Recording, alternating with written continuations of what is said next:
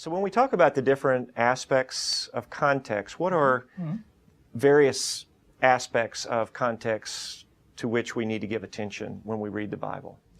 Well, there's first of all the historical context, and here we're talking about historical events, the sequence of certain events in Jesus' ministry in the Gospels, for example.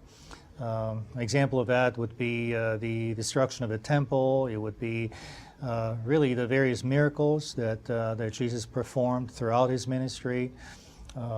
Second context, the type of context, would be the cultural context. Of course, there you're dealing with parts of culture that differ from one age to the next, such as weddings, funerals, other customs, ancient customs. So just the different ways that people lived at the time, how they That's right. dressed, their practices as a culture.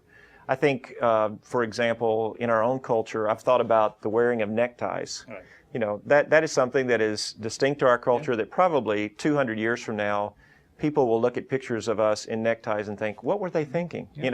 What is the purpose of that? But it's so much a part of our culture we don't think about it.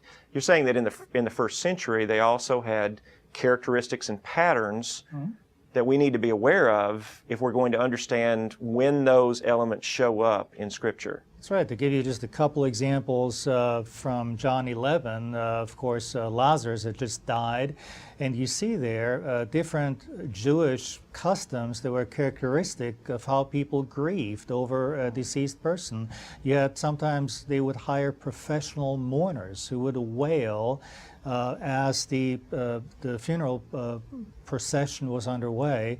You'd have people sit sheva, if you will, which is they would mourn and sit in the house just silently, and then relatives might come and console that person. And you, for example, see Mary sit in the house waiting for Jesus to call her, and then she would come to meet Jesus. And so not always is the detail absolutely essential to grasping the core message of a passage, but at the very least, it helps you understand some of the finer points and just fleshes out the details. Would we say that it really takes us from kind of a black and white picture to full color? That's right. When we understand that this is part of the backdrop?